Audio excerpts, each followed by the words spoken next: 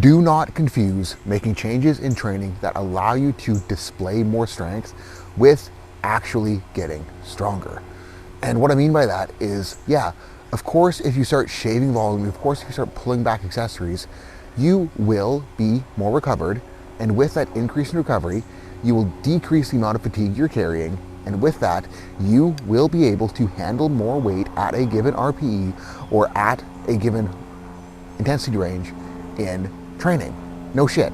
You're more recovered, you will be able to show more strength as a result.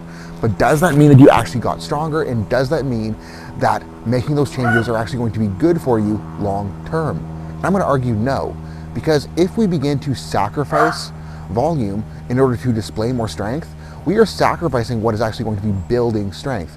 We need to carry a certain amount of volume, and we need to be in a state of a certain amount of fatigue in order to actually create an adaptation to display more strength.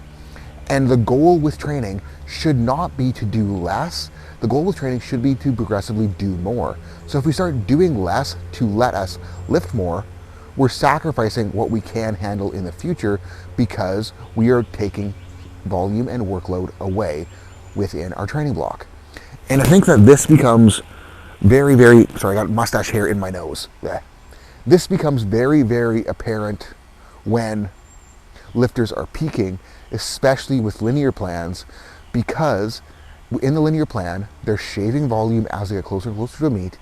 And oftentimes, I would argue that lifters shave too much volume in order to make their training lifts feel better and in order to lift more in training. But if they're doing that, if they're peaking for training, if they're pulling back volume too soon to display more strength in the gym, when it comes time to actually get to the meet, they got nothing left to pull. And oftentimes you'll see linear lifters hit huge training totals, then not be able to match it on the platform.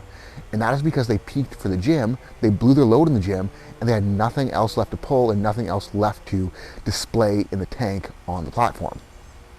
So the point being, guys, do not sacrifice volume. Do not try to shave fatigue just to do more in the gym. Because if you start doing that, yeah, sure, it can be fun. It can let you hit a big gym PR.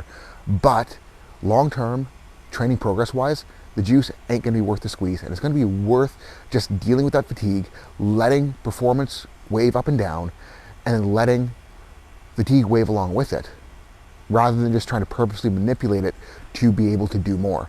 Because if you're purposely manipulating it to be able to do more, you're sacrificing that training stimulus, you're sacrificing the adaptation that will be created by the stimulus. And yeah, you might lift more, but is lifting more in the gym important when the goal is to get to the platform? I say no. So guys, if you're a lifter, don't be afraid of training, don't be afraid of carrying fatigue, and don't be afraid of actually doing work. Thank you for watching. Hopefully you got something out of that, and share it with your friends. Like, comment, subscribe, share, all that yada, yada, yada, and check out the link below.